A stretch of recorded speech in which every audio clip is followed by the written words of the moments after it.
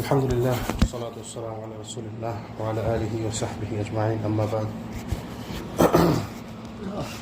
আল্লাহ সুবহানাহু ওয়া তাআলা শুকরিয়া তিনি আমাদেরকে তৌফিক দিয়েছেন একত্রিত হওয়ার জন্য, রাসূলের জীবন সম্পর্কে জানার জন্য, শেখার জন্য। আল্লাহ যেন আমাদের জানাতে শেখাতে বরকত দান করেন। আমরা রাসূলের জীবন সম্পর্কে জেনে আমাদের জীবনে পূরণ করতে পারি। আল্লাহ যেন আমাদেরকে তৌফিক দেন।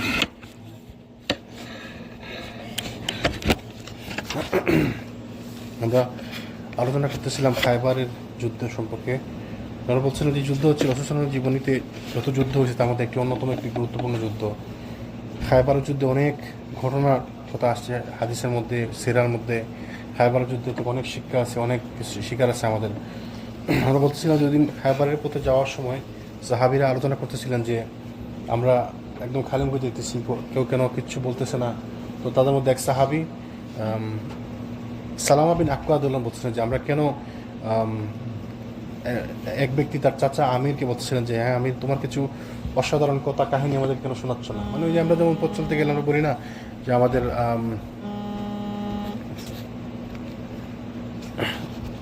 খালি মুখে দেখতেছি, আপনি কিছু বলেন, কিছু ঘটনা বর্ণনা করেন। তো এরকম আর কি সাহাবীরা বলছেন যে কেউ আপনি কোনো কথা বর্ণনা, কাহিনী বর্ণনা করেন আমাদেরকে। তো ওই সাহাবী তখন তিনি কবি ছিলেন, তো তিনি কবিতা আবৃত্তি করতে লাগলেন। ওই কবিতাটি আমরা বলতেছিলাম, আলোচনা করতেছিলাম। তিনি বলতেছিলেন যে হে আল্লাহ, যদি তুমি অনুগ্রহ না করতে তাহলে আমরা হিদায়াত পেতাম না, সাদাকা করতাম না, সালাত আদায় করতাম না। আমরা তোমার নিকট উৎসর্গকৃত হলাম, তুমি আমাদেরকে ক্ষমা করে দাও। যতক্ষণ আমরা তাক্কু অবলম্বন করি এবং যদি যুদ্ধ করি তখন আমাদের কদম মজবুত করে রেখো, আমাদের উপর শান্তি বর্ষণ করো। যখন আমাদের ভয় প্রদর্শন করা হয় তখন যেন আমরা অটল হয়ে যাই এবং চ্যালেঞ্জকালীন অবস্থায় আমাদের প্রতি লোকেরা আস্থা রেখেছেন। তো এই একটি সুন্দর একটি দোয়া আমরা আলোচনা করতেছিলাম, যে দোয়ার ডিটেইলস আলোচনা করছিলাম যে কী সুন্দর দোয়া। তিনি কবিতার মাধ্যমে এই সুন্দর দোয়াটি করলেন। তো এটি এত সুন্দর একটি মিনিং, কী বলছিলেন যে হে আল্লাহ, যদি তুমি অনুগ্রহ না করতে তাহলে আমরা হেদায়েত পেতাম না। তিনি কবিতার মাধ্যমে কবিতার পংক্তি অনুসারে বলতেছিলেন যে আপনি যদি আমাদের হেদায়েত না করতেন তাহলে আমরা হেদায়েত পেতাম না। তাহলে বলতেছিলাম যে হেদায়েত আসে আল্লাহ সুবহানাহু ওয়া তাআলার পক্ষ থেকে। হেদায়েতের জন্য দোয়া করতে পারি, এই জন্য আমরা কারোর জন্য দোয়া করি যে আল্লাহ আপনি তাকে হেদায়েত দিন। তো অনেক সময় অনেকে আবার অফেন্সিভ ফিল করে, যেমন আপনি কেউ আপনার সাথে খারাপ ব্যবহার করলে আপনি তার জন্য দোয়া করলেন যে আল্লাহ আপনাকে হেদায়েত দিন, তো সে আবার মন খারাপ করে যে আমার এটাকে অনেকে দোয়াই মনে করে না। যেটা যে আসলে দোয়া অনেক মানুষ বুঝতে পারে না। যেমন ধরেন আপনার সাথে আপনি আমার লোক খারাপ ব্যবহার করছেন, আমি যদি সাথে আল্লাহ আপনাকে হেদায়েত দেন, তাহলে আমরা মনে করি কি আপনি মনে করবেন আপনি তো ভুল করছেন, কিন্তু আমি আপনাকে শুদ্ধ করতেছি। তা আমাদের মধ্যে এই মেন্টালিটি আছে, আমরা দোয়া কি বুঝি না। তো এটা একটি দোয়া। তো তিনি দোয়া করছেন যে আল্লাহ আপনি আমাদের হেদায়েত দিন, আপনি অনুগ্রহ না করলে আমরা হেদায়েত পেতাম না। তো আল্লাহ যদি অনুগ্রহ না করেন কেউ হেদায়েত পাবে? হেদায়েত আসে আল্লাহর পক্ষ থেকে। যেমন তার চাচার জন্য চেষ্টা করতেছিলেন, কিন্তু যখন তার চাচা মারা গেলেন তিনি কাঁদতেছিলেন, তো আল্লাহ সুবহানাহু ওয়া তাআলার পক্ষ থেকে আয়াত নাযিল হয়ে গেল যাতে হেদায়েত আসে আল্লাহ সুবহানাহু ওয়া তাআলার পক্ষ থেকে। তো কেউ চাইলে নিজের থেকে সে যে আমি কালকে থেকে নামাজ শুরু করবো, আমি কালকে থেকে ভালো হয়ে যাবো, হালাল খাবো, আপনি সম্ভব না যদি আল্লাহ আপনাকে হেদায়েত না দেয়। হেদায়েত আসে আল্লাহর পক্ষ থেকে। সেই জন্য তারা শুকরিয়া আদায় করতেছিলেন সাহাবীরা। আমরা সাদাকা করতাম না, যদি আপনি হেদায়েত না করতেন, যদি অনুগ্রহ না করতেন তাহলে আমরা সাদাকা আদায় করতাম না। তো সাদাকাও আল্লাহর অনুগ্রহ না থাকলে আদায় করা যায় না। সবাইকে দিয়ে সাদাকা হয় না, আমরা বারবার বলতেছিলাম কথাগুলো, সবাইকে দিয়ে সাদাকা হয় না। যেমন পকেট ভর্তি টাকা সাদাকা করতে পারবে না, তার মন নাই, কারণ আল্লাহর পক্ষ থেকে অনুগ্রহ হয়নি। তো আল্লাহ আপনাকে কবুল করতে হবে। তো সাদাকা করা যে ইবাদত, কত বড় ইবাদত। সাদাকা হচ্ছে গুনাহকে কেটে দেয়, তাই না? সাদাকা হচ্ছে শর্টকাট। যেমন কোরআনের মধ্যে আছে, এটা আয়াতের মধ্যে আছে, আল্লাহ যখন তারা বলবে, যখন তারা মৃত্যুকে সামনে দেখবে, তারা বলবে আল্লাহ আমাকে একটি মুহূর্ত অবকাশ দিন, আমি একটু সাদাকা করতে চাই। দেখ শেখ বলতেছিলেন যে ওরা তো চাইবে না যে আল্লাহ আমাকে এক মুহূর্ত সময় দেন, আমি একটু নামাজ পড়তে চাই, একটু রোজা রাখতে চাই। কারণ সে জানে নামাজ পড়ে তার সময় নাই। ওই এক মুহূর্তের মধ্যে সে নামাজ পড়তে পারবে না, এক মুহূর্তের মধ্যে সে ওই সিয়াম আদায় করতে পারবে না। তো এক মুহূর্তে সে করতে পারে কি সাদাকা করতে পারে, এবং ওইটাই তাইলে শর্টকাট একটা ইবাদত, যেটার মাধ্যমে অনেক বেশি সওয়াব, অনেক বেশি ফজিলত। তো সাদাকা বড় ইবাদত, আমরা বুঝি না সাদাকা যে ইবাদত আমরা বুঝি না। তো সাদাকা অনেক বড় ইবাদত, তো সেটা আল্লাহ সুবহানাহু ওয়া তাআলার অনুগ্রহ না থাকলে এটা হয় না। সামিউদ দুআ, মানুষের কথা শুনে জি দোয়া হলো শোনা। জি জি জি দাওয়া থেকে আসে দোয়া, দাওয়া থেকে আসে দোয়া, মানে শোনা। যেমন যে ডাকে নিদা বলে, যে ডাকে, যে মানুষকে ডাকে নিদা। তারপর কি বলতে, আমরা সালাত আদায় করতাম না যদি আপনি অনুগ্রহ না করতেন। আমরা তোমার নিকট উৎসর্গকৃত হলাম, তুমি আমাদেরকে ক্ষমা করে দাও। এই কথাটা যে আমরা তোমার প্রতি উৎসর্গকৃত হলাম আমরা বুঝি না।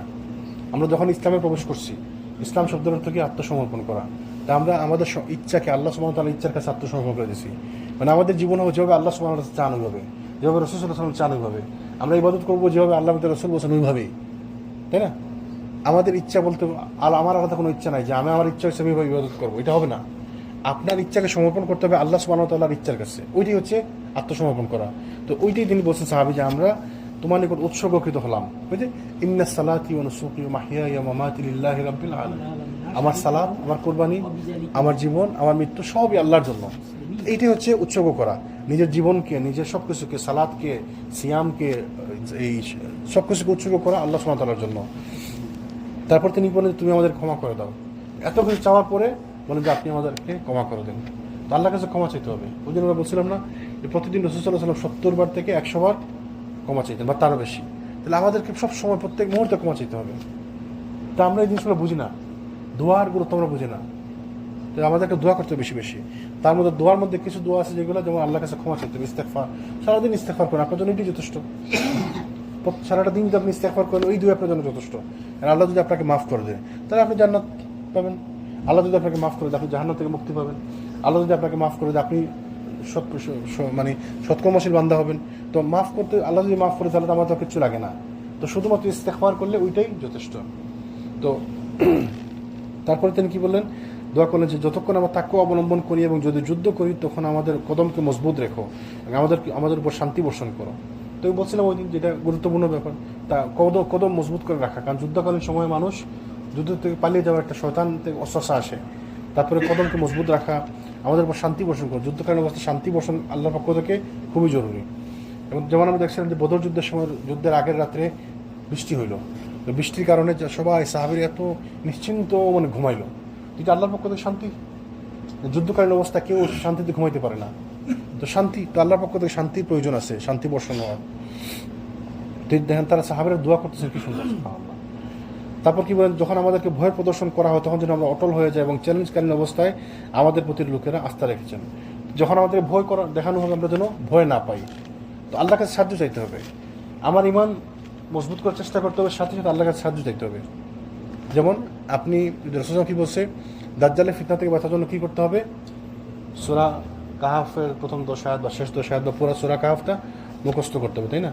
তো মুখস্থ করলেই দাজ্জালের ফিতনা থেকে মুক্তি না, মুখস্থ করবেন, সাথে আল্লাহর কাছে দোয়া করতে হবে। আপনি মুখস্থ করবেন, আপনি আপনার সাধ্য মতো করবেন, তারপরে আল্লাহর কাছে দোয়া চাইতে হবে, তাই না? তো আপনি সাধ্য মতো চেষ্টা করবেন, আপনি যেটুকু করা ওইটুকু করবেন, শিখবেন। আল্লাহ রাসূল যেটা বলছে শিখে চলে শিখবো আমরা। তারপর আল্লাহর কাছে সাহায্য চাইতে হবে, সবসময় আল্লাহর কাছে সাহায্য চাইতে হবে, আল্লাহর কাছে ক্ষমা প্রার্থনা করতে হবে। তো দোয়া আমরা বুঝি না, দোয়ার গুরুত্ব আমরা বুঝি না। আল্লাহ যেন আমাদেরকে বেশি বেশি দোয়া করার তৌফিক দান করেন। তারপর রাসূল জিজ্ঞেস করলেন, এই কবিতা শুনলেন, তিনি শুনে জিজ্ঞেস করলেন এই কবিতা আবৃত্তিকারী কে? কে কবিতা আবৃত্তি করছে? তখন লোকেরা বললো যে আমির বিন আকওয়া। রাসূল বললেন যে আল্লাহ তার উপর রহম করুন। এই এত সুন্দর মানে কবিতার মাধ্যমে দোয়া করছে, রাসূল তার জন্য দোয়া করলেন সাথে সাথে আল্লাহ তার উপর রহম করুন। কত সুন্দর প্রশংসা, মানে আল্লাহ সুবহানাহু ওয়া তাআলার কাছে দোয়া করছে। তো সম্প্রদায়ের একজন বলল, এই কথা যখন রাসূল বললেন যে আল্লাহ তার উপর রহম করুন, এই কথা শুনে একজন বলল, তার তো শাহাদত কার্যকর হয়ে গেল, আপনি তার অস্তিত্বের মাধ্যমে আমাদের উপকৃত হওয়ার সুযোগ কেন দিলেন না? মানে আপনি তো তার জন্য দোয়া করলেন, তো সে শাহাদত তার জন্য কার্যকর হয়ে গেল। তো আপনি সে থাকলে তো আমাদের আর একটু লাভ হতো, আমরা শুনতাম তার কাছে কবিতা। তো দেখেন সাহাবীদের বিশ্বাস, দেখেন রাসূল সাল্লাল্লাহু আলাইহি ওয়াসাল্লাম দোয়া করছে রহম বর্ষণ করার জন্য, আল্লাহ আপনার প্রতি রহম করুন। তারা ধরে নিচ্ছে যে সে শহীদ হবে, সে শাহাদত লাভ করবে। তো শাহাদতকে তারা পছন্দ করতেন, যে আপনি দোয়া করলেন তার জন্য আল্লাহর পক্ষ থেকে রহম বর্ষণ হোক, আল্লাহ আপনাকে রহম করুন। আর তারা মনে করছে কি তাহলে তা আপনার শাহাদত কার্যকর হয়ে গেল। তারা যুদ্ধে গিয়ে শহীদ হওয়াকে তারা ইবাদত বুঝতে মনে করতেন। আমাদেরকে যদি বলা হয় যে কালকে যুদ্ধ শুরু হবে, যুদ্ধে আসেন, তো যারা যারা যুদ্ধে যাবেন তার মধ্যে 1/3 শহীদ হয়ে যাবেন। তো আমরা তো আগের রাতে লুকাই যাবো সবাই, আমাদের এমনই সুবহানাল্লাহ। সাহাবায়ে কেরাম রাদিয়াল্লাহু আনহুম জানতেন যে যুদ্ধের সময় রাসূল সাল্লাল্লাহু আলাইহি ওয়াসাল্লাম কারোর জন্য বিশেষভাবে ক্ষমা প্রার্থনা করেন, তার অর্থই ছিল তার শহীদ হওয়ার ব্যাপারে সুনিশ্চিত হওয়া। তো খায়বার যুদ্ধে আমিরের ব্যাপারে সত্যটি প্রমাণিত হয়েছিল এবং ওই যুদ্ধে ঠিকই ওই সাহাবী আমির বিন আকওয়া তিনি শহীদ হয়েছিলেন। এই জন্য সাহাবীগণ আল্লাহ রাসূল সাল্লাল্লাহু আলাইহি ওয়াসাল্লামের দরবারে আরজ করলেন যে কেন তার দীর্ঘায়ুর জন্য প্রার্থনা করা হলো না, যাতে আমরা তার অস্তিত্বে তার ভবিষ্যতে আরও উপকৃত হতে পারতাম। তো মানে আপনি দোয়া করলেন তাহলে তো সে শহীদ হয়ে যাবে, ইয়া রাসূলুল্লাহ, তার থাকলে তো আমরা একটু তার কাছ থেকে একটু বেনিফিট পাইতাম। একটু কবিতা শুনতাম। তো সাহাবিদের আসলে ইমান দেখেন, তারা এবং খুশি হতেন তারা। ওই সাহাবিকে যে বলছে যে তুমি আল্লাহ তোমার প্রতি রহম করেন, তো অন্যান্য সাহাবিরা যেমন ধারণা করছে যে উনি শহীদ হবে, উনি শহীদ হচ্ছে ব্যাপারটা যে আমি শহীদ হবো ধারণা করছে, তাই না? তারপর উনি তো পিছিয়ে যায় নাই, বরঞ্চ উনি খুশি হয়েছে। তো সাহাবিরা খুশি হতেন। ওই যে রসুল যখন মুতার যুদ্ধে যাওয়ার সময় বলছিলেন যে সেনাপতি কাকে দিচ্ছিলেন প্রথমে? হ্যাঁ না, জাফরকে তো পড়েছিলেন প্রথমে, দিয়েছিলেন জাইদ বিন হারিসা। বলছিলেন জাইদের যদি কিছু হয় তাহলে জাফর হবে নেতা, জাফরের যদি কিছু হয় তাহলে আব্দুল্লাহ ইবনে রাওয়াহা হবে নেতা। দেখেন তিনজনই কিন্তু জানতো আব্দুল্লাহর যদি রাওয়াহার যদি কিছু হয় তাহলে তোমরা তোমাদের মধ্য থেকে একজনকে সিলেক্ট করে নিও। তার মানে তিনজন নিশ্চিত, তারা জানতো যে আমরা শাহাদত লাভ করবো, আমরা মারা যাবো যুদ্ধে। তো তিনজন কি পিছিয়ে গেছে? বরঞ্চ এমন বীরত্বের সাথে যুদ্ধ করছে। জাফর বিন আবু তালিবের ব্যাপারে বলা হয়েছে তার শরীরে 70টারও বেশি আঘাত ছিল। প্রথমে ডান হাত দিয়ে তরবারি ধরছে, ডান হাত কেটে দিছে, বাম হাত দিয়ে তরবারি ধরছে, বাম হাত কেটে দিছে, তখন দুই হাতের ওই যে অবশিষ্ট অংশ দিয়ে তরবারি ধরছে, তারপর তাকে হত্যা করেছে। 70টা আঘাত তাকে দেখেছিল। রসুল বলছে যে তাকে জান্নাতে একটি পাখির মতো সে ঘুরতেছে জাফর। তো তারা জানতো আমি শহীদ, তারপরেও তারা বীরত্বের সাথে যুদ্ধ করছে। তারা শাহাদতকে ইবাদত মনে করতো। রসুল যে বলছে যে শহীদের মর্যাদা অনেক, তার রক্ত মাটিতে পড়ার আগে আগে আল্লাহ তাকে মাফ করে দেয়, তার রক্ত মাটিতে পড়ার আগে তাকে আল্লাহ মাফ করে দেয়। তো তারা এটা বিশ্বাস করতো, আমরা এটা বিশ্বাস করি না। আমি আজকে তুমি বলতেছিলাম যে তার সাথে খারাপ ব্যবহার করছে, তো সে আল্লাহর কাছে বিচার দিছে। তো আমি বললাম আল্লাহর কাছে বিচার দিচ্ছে, বাস ওইটাই থাক। আমার তো আল্লাহ তো বিচার যখন দিচ্ছে, বিচার তো আল্লাহ করবে, তাই না? তো এই ইমানটা আমাদের, এই ভরসাটা আমাদের নাই। আল্লাহর কাছে বিচার দিচ্ছি, সাথে সাথে আবার অমুককে তমুককে অমুককে তমুককে বলতে হয়, ওদের কাছে বিচার দিতে হয়। তো আল্লাহর কাছে যদি বিচার দিলামই, তাহলে আপনার কাছে আপনার কাছে আপনার কাছে আপনার কাছে বিচার চাইবো কেন আমি, তাই না? তো আমাদের মজবুত এক ঘটনা বলছিলাম না, মনে আছে? একটা জোকস আর কি, এক ওই যে বলছিল আল্লাহ তুমি আমাকে বাঁচাই, না পারলে তোমার ওর ভগবান আমাকে বাঁচাইও, বলছিলাম, মনে আছে? আমাদের ইমান দুর্বল, বুঝছেন? আল্লাহ যেন আমাদের ইমানকে মজবুত করে দেন। খায়বারের সন্নিকটে সাহবা নামক উপত্যকায় রাসূল সাল্লাল্লাহু আলাইহি ওয়াসাল্লাম আসরের সালাত আদায় করলেন। অতঃপর সামানপত্র চাইলেন, কিন্তু শুধু আনা হলো সাতু, এবং রাসূল সাল্লাল্লাহু আলাইহি ওয়াসাল্লাম নির্দেশে তা মাখানো হলো। সাতু মানে এক ধরনের খাবার, তা মাখানো হলো। রাসূল সাল্লাল্লাহু আলাইহি ওয়াসাল্লাম এবং সাহাবাগণ রাদিয়াল্লাহু আনহুম সে খাবার খেলেন। এরপর রাসূল সাল্লাল্লাহু আলাইহি ওয়াসাল্লাম মাগরিব সালাতের জন্য প্রস্তুতি গ্রহণ করলেন। অবশ্য সালাতের প্রস্তুতি সে শুধু কুলি করলেন, সাহাবিগণও শুধু কুলি করলেন রাদিয়াল্লাহু আনহু। অতঃপর নতুনভাবে ওযু না করে সালাত আদায় করলেন, পূর্বের ওযুকে যথেষ্ট মনে করলেন।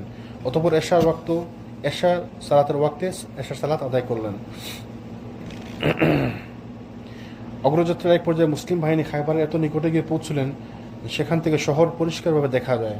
তো রাসূল সাল্লাল্লাহু আলাইহি ওয়াসাল্লাম বাহিনীকে থেমে যাওয়ার নির্দেশ প্রদান করায় তারা থেমে গেলেন। অতঃপর রাসূল সাল্লাল্লাহু আলাইহি ওয়াসাল্লাম প্রার্থনা করলেন আল্লাহর কাছে। তো রাসূল যখন খায়বারের কাছাকাছি গেলেন, তখন তিনি থামলেন, থেমে প্রার্থনা করলেন আল্লাহর কাছে। তো রাসূল সাল্লাল্লাহু আলাইহি ওয়াসাল্লাম প্রার্থনা করা লাগে তাইলে, তা আমাদের মধ্যে যদি আল্লাহ রসুল থাকতেন তাহলে আমরা মনে করতাম যে আল্লাহ রসুল যখন আসেন প্রার্থনা করা লাগে নাকি? কিন্তু আল্লাহ রসুল দেখেন প্রত্যেক যুদ্ধের আগের রাত্রে আল্লাহর কাছে প্রার্থনা করতেন, সারা রাত প্রার্থনা করতেন। বদর যুদ্ধে আমরা দেখছি সাহাবীরা সবাই ঘুমাচ্ছে, আল্লাহ রসুল শুধু সারা রাত জেগে প্রার্থনা করছেন, সালাত আদায় করছেন, প্রার্থনা করছেন, আল্লাহর কাছে কাঁদছেন। সাহাবীরা এসে বলেন, ইয়া রাসূলুল্লাহ আপনি আর কত দোয়া করবেন, আপনি একটু রেস্টেন, ঘুমান। তো আমরা যদি মনে করি যে আল্লাহ রসুল তার তো লাগে না, তার আরো বেশি লাগে। যার মর্যাদা যত বেশি তার কষ্ট তত বেশি, এবং কষ্ট বেশি করে দেখি তার মর্যাদা আল্লাহর কাছে বেশি। রাসূল সাল্লাম এই উম্মতের মধ্যে সব থেকে বেশি পরিষ্কার না, সব থেকে বেশি তিনি ইবাদত করতেন না, তার থেকে বেশি কি ইবাদত করতো? কিন্তু তিনি তো আল্লাহ রসুল। যার সাধারণ বলছেন না, একদিন রাত্রে উঠে উঠে দেখলেন যে তিনি সালাত আদায় করছেন, দেখলেন যে তার পা ফুলে গেছে। বলে যে আপনি এত সালাত আদায় করেন, আল্লাহ তো আপনার আগের পেছনে সব গুনাহ মাফ করে দিচ্ছেন না? বলে যে আমি কি শুকরগুজার বান্দা হব না আল্লাহ? তো যার মর্যাদা যত বেশি তার কষ্ট তত বেশি। রাসূল সাল্লাল্লাহু সব থেকে বেশি ইবাদত বন্দেগী করতেন, তো তার মর্যাদাও বেশি। এই জন্য তিনি তার আল্লাহ সুবহানাহু ওয়া তাআলার কাছে দোয়া করতে লাগলেন। তিনি কি দোয়া করলেন? যে হে আল্লাহ, সপ্ত আকাশ এবং যার উপর এর ছায়া রয়েছে তাদের প্রভু, এবং সপ্ত জমিন এবং যাদের উঠিয়ে দিয়েছে রয়েছে তাদের প্রভু, এবং শয়তানসমূহ এবং যাদেরকে তারা প্রশ্ন করেছে তাদের প্রতিপালক, আমরা আপনার নিকটে বস্তির মঙ্গল এবং বাসিন্দাদের মঙ্গল এবং এর মধ্যে যা কিছু আছে তার মঙ্গল প্রার্থনা করছি। এখন দোয়ার একটি আদব, দোয়া করলে প্রথমে কি করতে হয়? দোয়ার প্রথমে কি করতে হয়? আল্লাহর প্রশংসা করতে হয়, তারপরে রাসূল সাল্লাল্লাহু আলাইহি ওয়াসাল্লাম দুরূদ সালাম বর্ষণ করতে হয়, তারপরে কি জন্য, কার জন্য দোয়া করতে হয়? অন্যদের জন্য, মুসলিম উম্মার জন্য, অন্যদের জন্য দোয়া, তারপরে শেষে আপনার জন্য দোয়া করবেন। তারপরে আপনি শেষ করবেন কীভাবে দোয়া? রাসূল সাল্লাল্লাহু আলাইহি ওয়াসাল্লাম দরুদ বর্ষণ করবেন, সালাম মানে দোয়া করবেন, তারপরে আল্লাহ সুবহানাহু ওয়া তাআলার প্রশংসা করবেন। এইভাবে দোয়া করতে হয়, দোয়ার আদব, তাই না? আল্লাহ রাসূল সাল্লাল্লাহু আলাইহি ওয়াসাল্লাম দেখেন দোয়া করছেন কীভাবে, আল্লাহ সুবহানাহু ওয়া তাআলার কাছে প্রশংসা করছেন কীভাবে। আল্লাহুম্মা রাব্বুস সামাওয়াতিস সাব'i ওয়া মা আযলালনা, হে আল্লাহ সপ্ত আকাশ এবং যার উপরের ছায়া রয়েছে তাদের প্রভু। আল্লাহ প্রশংসা করছেন, হে আল্লাহ, আল্লাহকে প্রশংসা করছেন যে সপ্ত আকাশের উপরে যিনি রয়েছেন, সপ্ত আকাশের যে ছায়া রয়েছে তার প্রভু। দেন কীভাবে বিশেষণ দেখেন, কত সুন্দর বিশেষণ। এবং সপ্ত জমিন এবং যাদের সে উঠিয়ে রয়েছে তাদের প্রভু, মানে সব সাত আকাশ এবং সাত জমিনের যে প্রভু আল্লাহ সুবহানাহু ওয়া তাআলা। এবং শয়তানসমূহ এবং যাদেরকে তারা পথভ্রষ্ট করেছে তাদের প্রতিপালক। এবং তাহলে কি বললেন যে শয়তানের প্রতিপালক আল্লাহ, এবং শয়তান যাদেরকে ভ্রষ্ট করেছে, শয়তান কাদেরকে পথভ্রষ্ট করে? মুসলমান বান্দাদেরকে, আল্লাহর বান্দাদেরকে, তাই না? তাদের প্রভু, তার মানে শয়তানের প্রভু এবং বান্দাদের প্রভু, সবার প্রভুকে আল্লাহ সুবহানাহু ওয়া তাআলা দেন প্রশংসার ভাষার সঙ্গে। তাহলে সাহাবীরা মাঝে মধ্যে দোয়া করতেন, নিজের থেকে দোয়া করতেন এবং প্রশংসা ভিন্ন ভিন্ন প্রশংসার শব্দ সহকারে। যেমন আমরা জানি যে রুকু থেকে উঠে কি দোয়া করছেন এক সাহাবী, রাব্বানা লাকাল হামদ হামদান কাসীরান তাইয়িবান মুবারাকান ফি। এটা শুনে রাসূলুল্লাহ বলেন যে এটা কে করছে, কে দোয়া করছে? তিনি অ্যাপ্রুভ করলেন এটা, তাই না?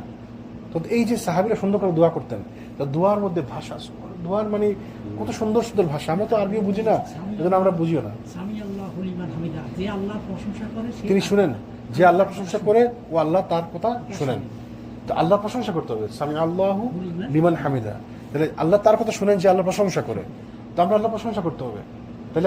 তাহলে দোয়ার আদব হচ্ছে এইটা, আপনি দোয়া করবেন আল্লাহ সুবহানাহু ওয়া তাআলার প্রশংসা দিয়ে, তারপরে দরুদ, তারপর দোয়া করতে দেখেন রাসূল সাল্লাল্লাহু দোয়া করতেছেন, তিনিও প্রশংসা করতেছেন। তা আপনি মনে করবেন না যে আপনি পরহেজগার, আপনার ওইটা লাগবে না। আপনি অনেকে মনে করতে পারে, আমাদের অনেক সমাজে অনেক কিছু ভুল ধারণা আছে, যারা ওই যে বলো না যে পীর পাগল টাগল বাবা, মনে করেন বাবাদের দোয়া কবুল হয়ে যায়, বাবার এগুলো করা লাগে না, বাবাদের কাছে গেলে হ্যাঁ ঠিক আছে তোর হয়ে যাবে। এরকম বাবা দেখছেন না আপনারা? বাবার যে বাবা আমার একটা বাবা করে কি, বাবা দাদা বলে ঠিক আছে তোর হয়ে যাব, বলছে না? দেখছেন না এরকম, শোনেন না এরকম? হ্যাঁ, তো এরা আবার অলি অলি অলি মানে কি, আল্লাহ অলি আল্লাহ বলে, মানে আল্লাহর বন্ধু, এরা নাকি আল্লাহর বন্ধু। আমাকে দোয়াও করে না কিছু না, হ্যাঁ ঠিক আছে হয়ে যাব, ঝাড়ু দিয়ে বাড়ি মারে হয়ে যাব।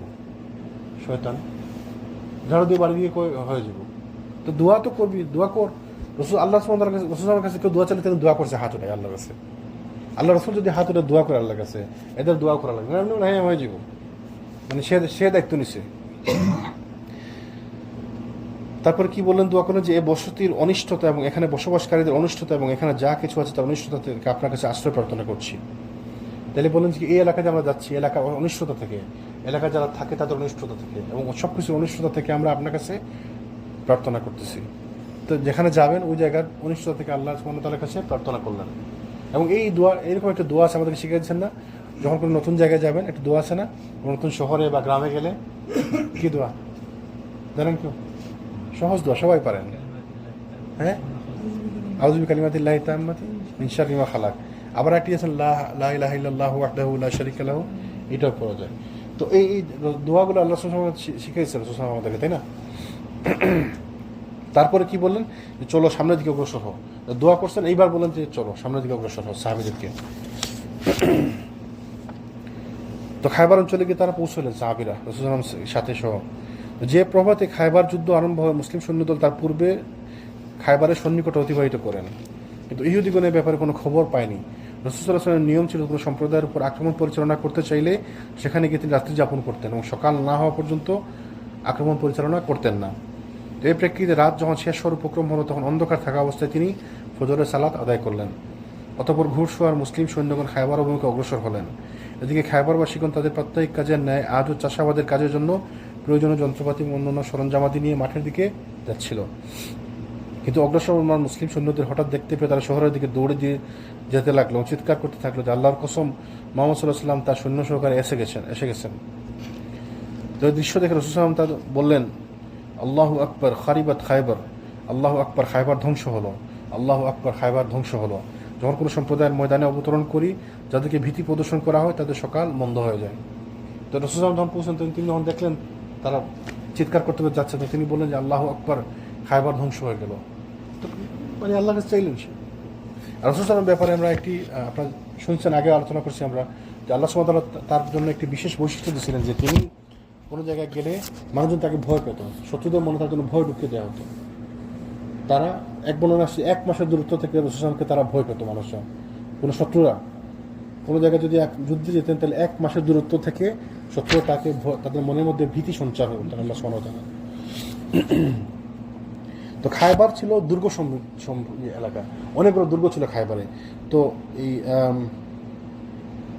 5টি 3টি 8টি দুর্গ ছিল খায়বারে, অনেকগুলো দুর্গ। তো এই জন্য খায়বার ছিল দুর্ভেদ্য এলাকা। তাদের আবার সব দুর্গের আলাদা গেট ছিল, পুরো এলাকার মধ্যে একটা বড় গেট ছিল, কেউ এমনি ঢুকতে পারবে না, অপরিচিত কেউ ঢুকতে পারবে না। তারা সকালে গেট খুলবে, সন্ধ্যার সময় গেট বন্ধ করে দিবে। যেমন আমরা আগের বর্ণনা শুনছিলাম যে এক সাহাবি, তিনি কয়েকজন সাহাবি গেছিলেন একজনকে হত্যা করার জন্য। ওইভাবে তারা সকালে তারা গেট খুলবে, আবার সন্ধ্যার সময় তারা গেট লাগিয়ে দেবে, আবাসিক এলাকার মতো। তার প্লাস ভিতরে তাদের দুর্গ আছে, তো দুর্গগুলো আবার আরও বেশি মানে সৈন্য সামন্ত দিয়ে ভরপুর, আরও বেশি সিকিউর। তো কী কী দুর্গ ছিল কিছু নাম আসছে এখানে। খায়বারের জনবসতি 2টি অঞ্চলে বিভক্ত ছিল। একটি অঞ্চলে নিম্নলিখিত 5টি দুর্গ ছিল। কী কী? নাইম দুর্গ, সাব বিন মুআজ দুর্গ, জুবাইরের কেল্লা দুর্গ, উবাই দুর্গ, নিজার দুর্গ। তার মধ্যে নিজার দুর্গ ছিল নামকরা। তো এই প্রথম 3টি দুর্গের সঙ্গে সংশ্লিষ্ট অঞ্চলকে নাতাত বলা হয়। অবশিষ্ট 2টি দুর্গের সঙ্গে সংশ্লিষ্ট অঞ্চলকে শাক নামে প্রসিদ্ধ ছিল। মানে 5টি দুর্গের নাম আসছে এক অঞ্চলে। আরেক অঞ্চল ছিল খায়বারের জনবসতি, দ্বিতীয় অঞ্চলকে বলা হয় কাতিবা। এর মধ্যে ছিল 3টি দুর্গ, কামুস দুর্গ, ওয়াতিহ দুর্গ এবং সুলালিম দুর্গ। উপরে উল্লেখিত 8টি দুর্গ ছাড়াও খায়বারের ছোট বড় আরও কিছু সংখ্যক দুর্গ এবং ঘাঁটি ছিল। কিন্তু শক্তি এবং সামর্থ্য এবং নিরাপত্তার ব্যাপারে সকল দুর্গ পূর্বোক্তগুলি সব পর্যায়ের ছিল না। তুলনামূলকভাবে দুর্গগুলি ছিল ক্ষুদ্র, ছোট আকারে। তো খায়বার ছিল ছোট ছোট অনেকগুলো দুর্গ, প্লাস বড় বড় 8টি দুর্গ ছিল। দুর্গ তারা দুর্গ শুনলে মনে হয় কেল্লার মতো, যে খুব সিকিউর, সৈন্য সামন্ত থাকে, ভিতরে ঢোকার রাস্তা অত সহজ না, সব দিকে বন্ধ, শুধু সদর থাকে একটা, এরকম আর কি। প্লাস ভিতর থেকে বাইরে আক্রমণ করা যায় এরকম ব্যবস্থাও থাকে। আর খায়বার ছিল ইহুদিদের এলাকা, তাই না? তো ইহুদিরা সবসময় জ্ঞানে বিজ্ঞানে ছিল মানে উন্নত। তাদের কাছে তখন এমন অস্ত্র ছিল যেগুলো অন্য কারো কাছে ছিল না। এখন তাদের কাছে এমন অস্ত্র আছে যেগুলো অন্য কারো কাছে না। তারা অস্ত্র শস্ত্র সবসময় ভরপুর থাকতো। তো মুসলিম সেনা শিবিরের অবস্থা কীরকম ছিল? খায়বার যুদ্ধ প্রথম অঞ্চলেই সীমাবদ্ধ ছিল, প্রথম অঞ্চলে। দ্বিতীয় অঞ্চলের দুর্গ 3টিতে যোদ্ধাদের আধিক্য থাকা সত্ত্বেও যুদ্ধ ছাড়াই মুসলমানদের হাতে আত্মসমর্পণ করেছিল। তো 3টি দুর্গ তারা এমনি ছেড়ে দিছে, মানে তারা বুঝছে যে সব দুর্গ একসাথে তারা আক্রমণ করে মানে টিকে রাখতে পারবে না। তো তারা বললো 3টা দুর্গ তারা এমনি ছেড়ে দিল কৌশল হিসাবে, আর বাকি সবাই মিলে ওই বাকি দুর্গগুলোকে তারা ওই প্রটেক্ট করতে লাগলো। রাসূল সাল্লাল্লাহু আলাইহি ওয়াসাল্লাম সৈন্যদের শিবির স্থাপনের জন্য স্থান নির্বাচন করলেন। যখন তিনি স্থান নির্বাচন করলেন তখন একজন সাহাবী হুবাব বিন মুনজির রাদিয়াল্লাহু আনহু আরজ করেন, ইয়া রাসূলুল্লাহ, আপনি আমাকে একটু বলুন যে এই আল্লাহ সুবহানাহু ওয়া তাআলা আপনাকে স্থানে শিবির স্থাপনের জন্য নির্দেশ দিয়েছেন না যুদ্ধের প্রয়োজনীয় ব্যবস্থা হিসেবে আপনি এটা করেছেন? যেখানে তিনি শিবির স্থাপন করলেন, যেখানে ক্যাম্প করলেন, অনেক সাহাবী এসে বললেন হুবাব বিন মুনজির, তিনি বলেন, ইয়া রাসূলুল্লাহ, আপনি কি ক্যাম্প স্থাপন করছেন আল্লাহ সুবহানাহু ওয়া তাআলা এখানে চাইছেন, নাকি আপনি এমনি যুদ্ধের কৌশল হিসাবে করছেন? তিনি বলেন যে না, এমনি যুদ্ধের কৌশল হিসাবে আমি মনে করছি এখানে করলে হয়তো ভালো হবে। রাসূল বলেন যে না, এটি হচ্ছে নেহায়েত একটি অভিমতের ব্যাপার, অভিমত যুদ্ধের জন্য সুবিধাজনক মনে করেই করা হচ্ছে। সাহাবী হুবাব বিন মুনজির তিনি বললেন যে ইয়া রাসূলুল্লাহ, এই স্থানটি নাতার দুর্গের সন্নিকটে অবস্থিত এবং খায়বারের যুদ্ধ অভিজ্ঞ সৈনিকগণের দুর্গে অবস্থান করতেছে। তো সেখান থেকে তারা আমাদের সকল অবস্থা এবং অবস্থানের খবর জানতে পারবে, কিন্তু আমাদের পক্ষে তাদের কোনো খবরাখবর সংগ্রহ করা সম্ভব হবে না। অধিকন্তু আমরা তাদের নৈশকালীন আক্রমণ থেকেও নিরাপদ থাকবো না। আমরা তাদের তীর আমাদের নিকট পৌঁছবে, কিন্তু আমাদের তীর তাদের নিকট পৌঁছবে না। তাছাড়া স্থানটি খেজুর বাগানের মধ্যে নিচু ভূমিতে অবস্থিত। এ স্থানে রোগ ব্যাধি সংক্রমণের আশঙ্কা আছে। এ সকল অসুবিধার প্রেক্ষাপটে আপনি এমন কোনো স্থানে শিবির স্থাপনের ব্যবস্থা করুন যাতে আমরা এই সকল ক্ষতিকর অবস্থা থেকে মুক্ত হতে পারি। রাসূলুল্লাহ বলেন যে তুমি যে পরামর্শ দিলে তা যথার্থ। অতঃপর তিনি স্থান পরিবর্তন করে শিবির স্থাপনের নির্দেশ প্রদান করলেন। তাহলে সাহাবী কি বলেন দেখেন, যুক্তি কত সুন্দর, তার যুক্তি। আগে জিজ্ঞেস করলেন এটা কি আল্লাহ সুবহানাহু ওয়া তাআলার পক্ষ থেকে আসছে, যদি আল্লাহর পক্ষ থেকে আসে তাহলে তার কিছু বলার নাই। কি আদব দেখেন, কি আগে জিজ্ঞেস করেন এটা কি আল্লাহর পক্ষ থেকে আসছে, বলেন যে না, এটা আমার একটা অভিমত। তো কি বলতে, যদি নেহাত যে অভিমত হয় তাহলে আমার একটু পরামর্শ। কি পরামর্শ? যেটা হচ্ছে নাতার দুর্গের সামনে।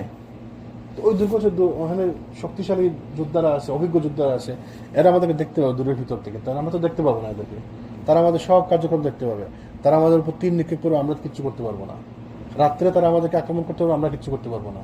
প্লাস এটা নিম্ন অঞ্চল, খেজুর বাগান, এখানে রোগ ব্যাধি সংক্রমণ থাকতে পারে, আছে। তা আপনি অন্য কোনো জায়গা নির্বাচন করুন, ভালো জায়গায়।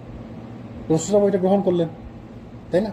তো যেন অনেকদিন বলছে না যে নেতা হইতে হলে সব কিছু খেয়াল করতে হবে, যে আপনি খালি বলবেন যে এই আমি যেটা বলছি ওইটাই, তাহলে তো হবে না। আপনাকে অভিজ্ঞ লোকদের কাছ থেকে অভিজ্ঞতা নিতে হবে, যে যে বিষয়ে অভিজ্ঞ তার কাছ থেকে আপনাকে অভিমত গ্রহণ করতে হবে এবং যুক্তিসঙ্গত অভিমতটা গ্রহণ করতে হবে। উপরন্তু আমাদেরকে এটাও এখান থেকে শেখার আছে, যেহেতু এটা ইবাদতের সাথে সম্পৃক্ত না, তার মানে আপনি দিনের ব্যাপার না, এটা দুনিয়াবি ব্যাপার। তো এই জন্য তিনি সাহাবিরা এখানে অ্যাড করছেন, বুদ্ধি দিচ্ছেন, পরামর্শ দিচ্ছেন। অথচ সালাতের ব্যাপার তারা কখনো জিজ্ঞেস করেন যে আমরা কীভাবে সালাত যদি আমরা এইভাবে না পড়ি ওইভাবে পড়ি, অসুবিধা আছে, কখনো জিজ্ঞেস করেনি। ইবাদতের ব্যাপারে কখনো কোনো ইবাদতের ব্যাপারে তারা কোনো জিজ্ঞাসা করেনি। তো আজকে একজন আমাকে জিজ্ঞেস করছিলেন, আমাদের এক ভাই, যে সালাত শুরু করার আগে যে আল্লাহ আকবার বলে শুরু করি আমরা, তাই না? তো আল্লাহ আকবার বলার আগে কি বিসমিল্লাহ বলতে হবে? বিসমিল্লাহ বলতে হবে আল্লাহ আকবার বলার আগে? না। কেন বলা যাবে না, বলতে হবে না? কারণ কোনো প্রমাণ নেই, আল্লাহ বলছেন বলে কোনো প্রমাণ নেই, এই জন্য বলতে হবে না। আর যদি কেউ বলে যে না আমি বলবো, তাহলে ঠিক হবে না, কারণ এটা ইবাদত। ইবাদতের ক্ষেত্রে আপনি অ্যাড করতে পারবেন না। ইবাদতের ক্ষেত্রে যতটুকু আছে অতটুকু করতে হবে। ইবাদতের মধ্যে কিছু আছে সুন্নত, কিছু আছে ফরজ, ফরজে বাদ দেওয়া যাবে না। সুন্নতে আপনি যদি না করেন অসুবিধা নাই, আপনি হয়তো সওয়াব কম পেলেন, কিন্তু আপনি অ্যাড করতে পারবেন না। যেন ইবাদতের ব্যাপারে আপনি অ্যাড করতে পারবেন না। যে সমস্ত ইবাদতে আপনার অ্যাড করার সুযোগ আছে, আল্লাহ রাসূল বলে দিচ্ছেন, তো আপনি ওই সমস্ত ইবাদতে অ্যাড করতে পারবেন। যেমন কেউ যদি জিকির আজগার করতে চায় সারাদিন, যে সারাদিন আস্তাগফিরুল্লাহ পড়তে থাকুক, 100 বার, 1000 বার, 2000 বার, গুনাগুনির দরকার নেই, পড়তে থাকুক, এইটা খোলা আছে। তো যে সমস্ত ইবাদতে রাসূল সাল্লাল্লাহু আলাইহি সাল্লাম থেকে সাব্যস্ত আছে যে আপনি বেশি করতে পারেন, ওই সমস্ত ইবাদতে বেশি করতে পারেন। কিন্তু আমি নতুন করে একটা লাগাই দিলাম যে প্রত্যেক দিন আসরের পরে 1 ঘন্টা পরে আমি এই জিকিরটা 100 বার করবো, নিয়ম করে, করা যাবে না। বা আল্লাহ আকবার বলার আগে বিসমিল্লাহ বলবো, যেহেতু প্রত্যেক ভালো কাজ শুরুর আগে বিসমিল্লাহ বলতে হয়, আল্লাহর নাম নিয়ে বলতে হয়, তাই না? তাহলে নামাজ তো ভালো কাজ, আমি আল্লাহর নাম নিয়ে শুরু করি, যুক্তি দিলে হবে না। দিনের ব্যাপার, দুনিয়াবী ব্যাপারে রাসূল সাল্লাল্লাহু সাহাবীরা বুদ্ধি দিচ্ছে, পরামর্শ দিচ্ছে এবং তিনি গ্রহণ করছেন। তাহলে কি বোঝা গেল যে বেদাত হচ্ছে দিনের ব্যাপারে, দুনিয়াবী ব্যাপারে বেদাত হয় না। রাসূল সাল্লাল্লাহু তাকে বললেন তুমি যে পরামর্শ দিলে তার যথার্থ এবং অতঃপর স্থান পরিবর্তন করে শিবির স্থাপনের নির্দেশ প্রদান করলেন। তো যে রাত্রিতে রাসূল সাল্লাল্লাহু খায়বার সীমানে প্রবেশ করলেন, তখন তিনি বললেন লা আতিয়ান্না রায়াতা গাদান রাজুলান ইউহিব্বুল্লাহ, আগামীকাল আমি এমন এক ব্যক্তির হাতে পতাকা প্রদান করব যিনি আল্লাহ এবং তার রাসূল সাল্লাল্লাহু আলাইহি ওয়াসাল্লামের প্রতি ভালোবাসা রাখেন এবং যাকে আল্লাহ এবং তার রাসূল ভালোবাসেন। আগামীকাল আমি এমন একজনের হাতে পতাকা দিব যাকে আল্লাহ এবং তার রাসূল ভালোবাসেন এবং তিনি আল্লাহ এবং তার রাসূলকে ভালোবাসেন। তো সাহাবীরা সারা রাত উৎকণ্ঠার মধ্যে কাটলো, সবাই চায়, তো এই সমস্ত মর্যাদা সবাই চায়, এই সমস্ত সময় যখন আসে সবাই চায়, কারণ আমি আল্লাহ রাসূলকে ভালোবাসি। আল্লাহ রাসূল সবাইকে এত ভালোবাসতেন, এত পছন্দ করতেন এবং তাকেও সবাই পছন্দ করতো। একজন সবাই মনে করতো আল্লাহ রাসূল মানে আমাকে সব থেকে বেশি পছন্দ করেন। এটা বসিরা মনে আছে আমর ইবনুল আস রাদিয়াল্লাহু আনহু, তিনি কিন্তু এখনো মুসলমান হননি। আমর ইবনুল আস এখনো মুসলমান হন নাই, পরের বছর তিনি মুসলমান হয়েছে, মানে এটা ছিল 6ষ্ঠ থেকে 7ম হিজরির দিকে। তারপরের বছর মুসলমান হয়েছে আমর ইবনুল আস। তো তিনি মুসলমান হওয়ার পর রাসূলকে পাইছেন 2 বছর বা 3 বছর। তো তিনি রাসূল পরবর্তীতে অনেক পরে বর্ণনা করতেছেন, তাকে বলা হয় যে রাসূল সাল্লাল্লাহু আলাইহি ওয়াসাল্লাম সম্পর্কে আমার একবার ধারণা হলো যে আল্লাহ রাসূল আমাকে সব থেকে বেশি পছন্দ করেন। তো আমি একবার জিজ্ঞেস করলাম, ইয়া রাসূলুল্লাহ আপনি কাকে সব থেকে বেশি পছন্দ করেন? কারণ তিনি মনে করছেন যে তাকে আমাকে এত পছন্দ করেন, তা আমাকে মনে সব থেকে বেশি পছন্দ করেন, আমাকে এত ভালোবাসেন। তো তিনি বলছেন ইয়া রাসূল আপনি কাকে সব থেকে বেশি ভালোবাসেন? তিনি বললেন যে দুনিয়াতে মানে দুনিয়াবী ব্যাপার, দুনিয়ার ব্যাপারে আর কি, বলেন যে আয়েশা রাদিয়াল্লাহু আনহা। তো না আমর ইবনে আস বললেন যে আয়েশা তার স্ত্রী। তো ঠিক আছে, আয়েশা অত শুনলেন, এরপরে তো নিশ্চয়ই আমার নাম আসবে। এরপরে কাকে বললেন? তার বাপকে। তো আমর ইবনে আস চিন্তা করলেন যে তাহলে আবু বকর তো ওনার সবসময় ওনার সঙ্গী, 1 নম্বর বন্ধু, সবসময় সাথে থাকে, তো আচ্ছা আবু বকর নাম ঠিক আছে, তারপরে নিশ্চয় আমার নাম আসবে। তো রাসূলুল্লাহ তারপরে বলে যে ওমর। তো সে মনে করলো আচ্ছা আবু বকর ওমর তো তার সাথে অনেকদিন থেকে আসে, তো এদের নামটা আসবে, আচ্ছা তারপরে নিশ্চয়ই আমার নাম আছে। তারপরে কে? রাসূলুল্লাহ বললেন যে ওসমান। তো এই বলতে বলতে 6-7 জন নাম বলার পরে আমর ইবনে আস বুঝতে পারলেন যে আসলে আল্লাহ রাসূল সবাইকে পছন্দ করেন। তো তিনি বলছিলেন এই জন্য যে আল্লাহ রাসূল সাল্লাল্লাহু আলাইহি ওয়াসাল্লাম সবাইকে এত ভালোবাসেন এবং সবার প্রতি এত সুন্দর করে কথা বলেন, সবাই মনে করে যে আমি মনে সব থেকে বেশি পছন্দের পাত্র। মানুষকে গুরুত্ব দিতেন। ওই যে বলছেন রাসূল আদবের মধ্যে আসে না, মানে আদব কায়দার মধ্যে আসলে সুন্নত হচ্ছে কি, তিনি যখন কারোর সাথে কথা বলতেন পুরো শরীর তার দিকে ঘুরিয়ে দিতেন। তাহলে হবে কি, ওই লোক নিজেকে অনার্ড ফিল করবে, রেসপেক্টেবল ফিল করবে। তা আপনার আমাকে যখন কেউ কিছু জিজ্ঞেস করবে, আমি যদি জিজ্ঞেস করছি, আমি যদি ইশারা দিয়ে বললেন, তো এটা খারাপ দেখায় না? তো আল্লাহ রাসূল এটা করতেন না। মানুষকে গুরুত্ব দিতেন, মানুষকে রেসপেক্ট করতেন, সাহাবীদেরকে সম্মান করতেন। তো সাহাবীরা সবাই উৎকণ্ঠার মধ্যে ছিল, সবাই চায় এই সম্মানটা। আল্লাহ রাসূল বলছেন যে আমি তার হাতে পতাকা দেবো যাকে আল্লাহ এবং তার রাসূল ভালোবাসেন, এবং সে আল্লাহ এবং তার রাসূলকে ভালোবাসেন। রাত্রি শেষে যখন সকাল হলো, তখন সাহাবায়ে কেরাম রাদিয়াল্লাহু আনহু রাসূল সাল্লাল্লাহু আলাইহি ওয়াসাল্লামের খেদমতে উপস্থিত হলেন। প্রত্যেকেরই আশা পতাকা তার হাতেই থাকবে। সবাই আশা করছে যে নিশ্চয়ই আমার হাতে থাকবে, নিশ্চয়ই আমি চাই, সবাই চায়। রাসূল সাল্লাল্লাহু আলাইহি ওয়াসাল্লাম তখন খুঁজতে লাগলেন আলী ইবনে আবু তালিবকে। আলী কোথায়? আলী রাদিয়াল্লাহু আনহু। সাহাবীগণ বললেন, ইয়া রাসূলুল্লাহ, তার তো চোখের পীড়া হয়েছে, আর চোখের মধ্যে অসুস্থতা, চোখের পীড়া হয়েছে। রাসূল বললেন তাকে ডেকে নিয়ে আসো। তাকে ডেকে আনা হলো। রাসূল সাল্লাল্লাহু আলাইহি ওয়াসাল্লাম নিজ মুখ থেকে লালা নিয়ে তার চোখে লাগিয়ে দিয়ে তার জন্য দোয়া করলেন। রাসূল তার মুখ থেকে লালা নিয়ে তার আলী রাদিয়াল্লাহু আনহু চোখে লাগিয়ে দিলেন, তার জন্য দোয়া করলেন। তিনি এমনভাবে আরোগ্য লাভ করলেন যেন তার পীড়াজনিত কোনো যন্ত্রণা কখনোই ছিল না। অতঃপর তার হাতে পতাকা প্রদান করা হলো। তিনি আরজ করলেন, ইয়া রাসূলুল্লাহ, আমি তাদের সঙ্গে ওই সময় পর্যন্ত যুদ্ধ করবো যে তারা আমাদের মতো হয়ে যাবে।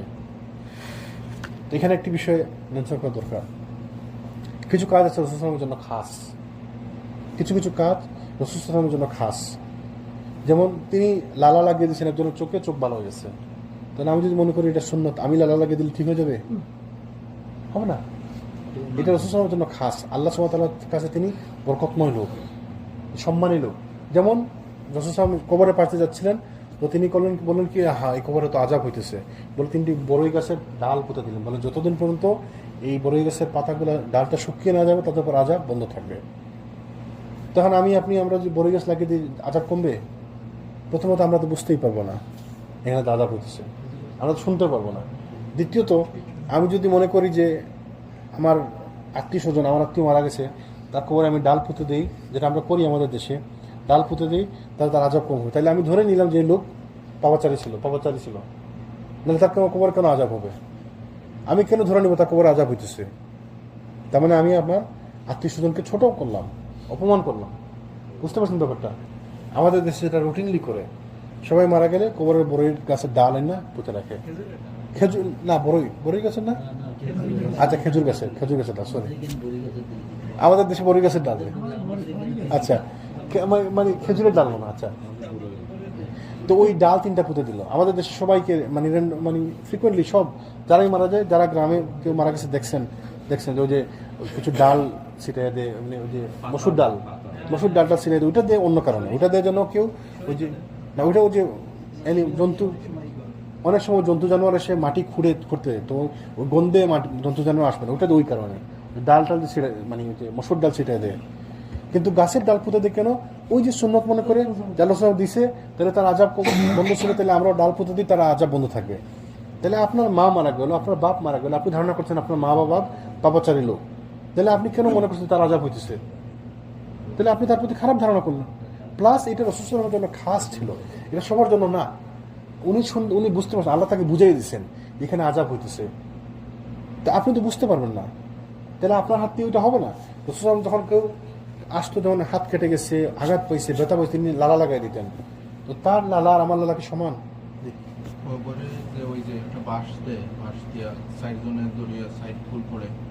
না, এগুলো তো না। আমাদের দেশে কত জাতের কত নিয়ম। আপনি কবরস্থানে ঢোকার সময় দেখবেন লেখা আছে কবর জিয়ারতের নিয়ম, বলে এই যে এতটুকু লম্বা লিস্ট, মনে আছে কারো? কবর জিয়ারতের নিয়ম, সূরা ফাতিহা 1 বার, সূরা অমুক সূরা 7 বার, অমুক সূরা 11 বার। আছে না, এরকম আছে না? আপনাদের মনে আছে কারো? সূরা ফাতিহা 7 বার, কুল হুয়াল্লাহ, সূরা ইখলাস 7 বার, অমুক সূরা। কোন কোন কবরস্থানে আছে না? হ্যাঁ আছে, কবরস্থানে লিখে দেয়। তো এইগুলা নাই, আসলে হাদিস সম্মত না, হাদিসে নাই তো, মানে রাসূল সাল্লাল্লাহু আলাইহি ওয়াসাল্লাম থেকে প্রমাণিত না এগুলা। তোমার বিদআত হবে না, এটা ইবাদত না। তো দোয়া করছেন, দোয়া কি ইবাদত না? ইবাদত হলে রাসূল সাল্লাল্লাহু আলাইহি ওয়াসাল্লামের পদ্ধতিতে হতে হবে না, তো এগুলা ঠিক না।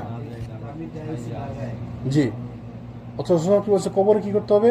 শুধুমাত্র যেন চেনা যায় এটা কবর, এই জন্য একটু হালকা একটা মাথার দিকে একটু উঁচা রাখবে, বাঁচতেছে, আর কবরে কিছু থাকবে না।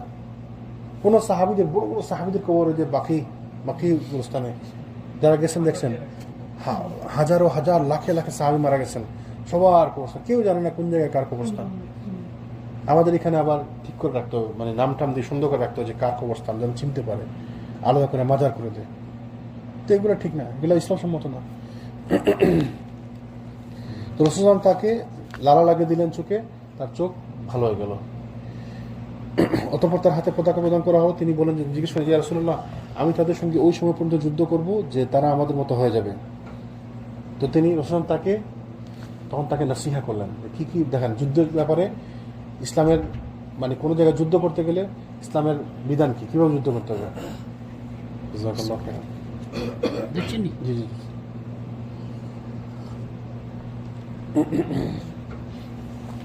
রাসূলুল্লাহ কি বললেন দেখেন, উনফুজ আলা রিসলিকা, শান্তির সঙ্গে চলো এবং তাদের ময়দানে অবতরণ করো। হাত্তা তানজিলা বিসাহাতিহিম, অতঃপর তাদেরকে ইসলামের দাওয়াত দাও। সুম্মা দুউহুম ইলাল ইসলাম ওয়া আখবিরহুম বিমা ইয়াজিবু আলাইহিম মিন হাক্কিল্লাহি ফীহি, এবং ইসলামের মধ্যে আল্লাহর যে সমস্ত প্রাপ্য রয়েছে যা তাদের কর্তব্য, সে সম্পর্কে তাদেরকে অবহিত করো। আল্লাহ তাআলা তোমাদের মাধ্যমে যদি একজনকে হেদায়েত দেন, তাহলে তোমাদের জন্য তার লাল উটের চেয়েও উত্তম হবে। এটা কিন্তু বিশাল একটা কথা। আমরা যারা জানি না, যারা বুঝতেছি না, লাল উট মানে হচ্ছে আরবের তখনকার সময় লাল উট ছিল 100 উটের তো বেশি দামি একটা লাল উট, মানে লাল উট। যেমন আমাদের সময় 101 বছর ছিল, যেমন ফেরারি গাড়ি, বুগাটি, 101 বছর বুগাটি গাড়ি, মানে অনেকগুলা উট থেকেও দামি উট, মানে একটা উটও লাল উট, মানে অনেক উট থেকেও দামি। তো কি বলছে, শান্তির সঙ্গে চলো, তাদের ময়দানে অবতরণ করো, তারপর তাদেরকে ইসলামের দাওয়াত দাও। তাহলে ইসলামের দাওয়াত দিতে হবে। এবং তারপর কি বললেন, ইসলামের মধ্যে আল্লাহর যে সমস্ত প্রাপ্য রয়েছে, যা তাদের কর্তব্য, সে সম্পর্কে তাদেরকে অবহিত করো। তো কি কি কর্তব্য ইসলামের মধ্যে, কি করতে হয়, শাহাদাত নেওয়ার পরে কি করতে হয়, ওইটা আমরা করতে জানলাম। জাবির বিন আব্দুল্লাহকে পাঠিয়েছিলেন ইয়েমেনে, তখন কি বলছিলেন, তাদেরকে দাওয়াত দিবা, আল্লাহর কর্তব্যের কথা বলবা। যদি তারা শাহাদাত নেয়, তাহলে তাদেরকে বলবো সালাত আদায় করতে। তারপরে যদি তারা সালাত আদায় করে, তাদেরকে বলবো জাকাত দিতে। যদি তারা জাকাত দেয়, তখন তাদেরকে বলবা বাকি সিরিয়ালে আসবেন। এই জিনিসগুলাই যে আল্লাহর যে অধিকার আছে, আল্লাহর যে রাইটস আছে, ইসলামের যে কাজগুলো তাদের কর্তব্য, ওগুলো সম্পর্কে তাদেরকে অবহিত করো। তাহলে এগুলো করতে বলতে হবে। এবং আল্লাহ সুবহানাহু ওয়া তাআলা তোমাদের মাধ্যমে যদি একজনকে হেদায়েত দেন, তাহলে তোমাদের জন্য তার লাল উটের চেয়ে উত্তম হবে। তার মানে কি বলতে চাইলেন, জোরাজুরি করার দরকার নাই। তোমার মাধ্যমে যদি আল্লাহ একজনকে হেদায়েত দেয়, তাহলে তোমার জন্য ওইটাই যথেষ্ট, লাল উটের চেয়েও বেশি। তো আমাদেরকে দাওয়াতি কাজ করতে হবে। আপনি দাওয়াত দিবেন, রাসূল সাল্লাল্লাহু আলাইহি ওয়াসাল্লাম 23 বছর দাওয়াত দিছে। কত নবী রাসূলুল্লাহ সারা জীবন দাওয়াত দিছে। নূহ আলাইহিস সালাম 950 বছর দাওয়াতি কাজ করছে, 950 বছর দাওয়াতি করছে। কিয়ামত দিন কত রাসূল, কত নবী একা একা আসবেন, সাথে কোনো উম্মত নাই, মানে কেউ নাই, কেউ দিনের পথে আসে নাই। কত নবী আসবেন একজন দুজন, কত নবী আসবেন কিছু লোক, সংখ্যক লোক নিয়ে। তো নবীরা কিন্তু ব্যর্থ না, কেউ তো ব্যর্থ না। তাহলে সবার কাজ কি ছিল, দাওয়াতি কাজ করা। তারা দাওয়াতি কাজ করছেন, তারা সফল। কে হেদায়েত পাইছে, কতজন লোক হেদায়েত পাইছে, কতজন লোক দিনে আসছে, সেটা আল্লাহ সুবহানাহু ওয়া তাআলার পক্ষ থেকে যতজনকে আল্লাহ সুবহানাহু ওয়া তাআলা ঠিক করবেন। তো আপনি চেষ্টা করবো, আমাদের কাজ, আমরা তো ছোট্ট মানুষ, আমাদের তো বেশি কিছু করারও নাই। আল্লাহ রাসূল সাল্লাল্লাহু আলাইহি ওয়াসাল্লামের দায়িত্ব ছিল বেশি, তাকে আল্লাহ দেখতেছেন পুরো বিশ্বের কাছে ইসলামের দিনের দাওয়াত পৌঁছে দেওয়া। আমার আপনার উপর তো এই দায়িত্ব না। আমার আপনার উপর দায়িত্ব হচ্ছে আমার পরিবারে, আমার আত্মীয় স্বজন, বন্ধু বান্ধব, যারা ওই যে আমরা এখানে যারা আছি, আমরা আমাদের কাছে দিন প্রচার করবো। তো আমি যদি ক্যালিফোর্নিয়ার কথা চিন্তা করি, হবে? ক্যালিফোর্নিয়ার জন্য ক্যালিফোর্নিয়াতে আল্লাহ ব্যবস্থা করে দেবেন। যদি আমার সুযোগ থাকে, আমি কোন সুযোগ না থাকে, তা আমার এটা নিয়ে টেনশন করা লাগবে না, তাই না? তাহলে আমাদের কাজ হচ্ছে দাওয়াত দেওয়া। আমি কাউকে জোর করার দরকার নাই। আজকে আমি বলবো আপনাকে, কালকে বলবো আপনাকে, আজ বলতে বলতে একসময় আপনার, তখন আল্লাহ আপনার তকদিরে হেদায়েত লাগছে, তখন আপনি ঠিক হবেন ইনশাআল্লাহ। তখন আল্লাহ আপনাকে হেদায়েত দিবেন, আপনি ঠিক হয়ে যাবেন। আমার আপনার মাধ্যমে যদি আল্লাহ কাউকে হেদায়েত দেয়, বাস ওইটাই আমার জন্য যথেষ্ট। একজন লোককে যদি হেদায়েত পায়, তো আলী রাদিয়াল্লাহু আনহু বলতেছেন, আশারা এবং মুবাশশারা, জান্নাতের সুসংবাদ পাওয়া, চতুর্থ খলিফা যিনি, রাসূল সাল্লাল্লাহু আলাইহি ওয়াসাল্লামের আপন চাচাতো ভাই, তারা মেয়ের জামাই, ওনাকে বলছে যে তোমার দ্বারা যদি একজন লোক হেদায়েত হয়, তাহলে তোমার জন্য এটা অনেক বড় পাওয়া। তো আলীর জন্য যদি এটা অনেক বড় পাওয়া হয়, তাহলে আমরা তো কোনো আলীর কাছে কিছু না, তাই না? তাহলে আমাদেরকে চেষ্টা করতে হবে, ওইটা নিয়ে ঘাটানো যাবে না যে কী হলো না হলো, কতটুকু হলো, কে কী বললো না বললো। আপনি দাওয়াতি কাজ করবেন, দিনের পথে থাকবেন, দাওয়াতি কাজ করবেন, আল্লাহ সুবহানাহু ওয়া তাআলা কবুল করবে। আপনার কাজ দাওয়াত দেওয়া, আপনার কাজ দাওয়াত দেওয়া, আমি আপনি চেষ্টা করবো, সাধ্যমতো চেষ্টা করবো। তাহলে আমি যেটুকু জানি আমি ওটুকু বলবো আপনাকে, আমি যতটুকু সামর্থ্য অনুযায়ী বলবো আমি আপনাকে, বাস দেখছি বাকি আল্লাহ সুবহানাহু ওয়া তাআলার পক্ষ থেকে হেদায়েত আসবে। তারপর যুদ্ধের শুরু কীভাবে হলো? উল্লেখিত 8টি দুর্গের মধ্যে সর্বপ্রথম নাইম দুর্গের উপর আক্রমণ পরিচালনা করা হয়। কারণ অবস্থানগত দিক এবং যুদ্ধকৌশলের দৃষ্টিকোণ বিচার করলে আক্রমণ প্রতিহত করার ব্যাপারে এই দুর্গটি ছিল প্রথম শ্রেণী এবং সবথেকে গুরুত্বপূর্ণ। অধিকন্তু এটি ছিল মারহাব নামীয় পরাক্রান্ত এবং পরিশ্রমী ইহুদির দুর্গ, যাকে 1000 পুরুষের সমকক্ষ মনে করা হতো। তো প্রথমে নাইম দুর্গ আক্রমণ করা হলো। আলী রাদিয়াল্লাহু আনহু মুসলিম সৈন্যদেরকে নিয়ে দুর্গের সামনে গিয়ে পৌঁছে ইহুদিদের নিকট ইসলামের দাওয়াত পেশ করলেন। তাহলে সাহাবীরা যখন যেখানে যেতেন ইসলামের দাওয়াত পেশ করতেন। তো রাসূল জীবদ্দশার সাথে বটেই, তিনি মারা যাওয়ার পরও সাহাবীদের যুগেও, আবু বকরের যুগে, ওমরের যুগে, ওসমান রাদিয়াল্লাহু আনহুর যুগে সাহাবীরা যখন যেখানে গেছেন যুদ্ধ করার জন্য সব জায়গায় গিয়ে দিনের দাওয়াত দিচ্ছেন। তাদের কাছে দিনের দাওয়াত দেওয়া, প্রথমে ইসলামের দাওয়াত দিলেন। তারা দাওয়াত প্রত্যাখ্যান করলো এবং তাদের সম্রাট মারহাবের পরিচালনার অধীনে মুসলিমদের সঙ্গে প্রতিদ্বন্দ্বিতার জন্য অবস্থান গ্রহণ করলো। তো প্রথমে মারহাব প্রতিদ্বন্দ্বিতার জন্য মুসলমানদেরকে আহ্বান জানালো। তো আগে তখন দিনে যুদ্ধ ছিল যে ডুয়েল থাকতো, যে বলছিলাম অনেকবার ডুয়েল থাকতো, 2 জন বা 3 জন আসতো, 3 জনের মোকাবেলা করতো, তারপর যুদ্ধ শুরু হতো।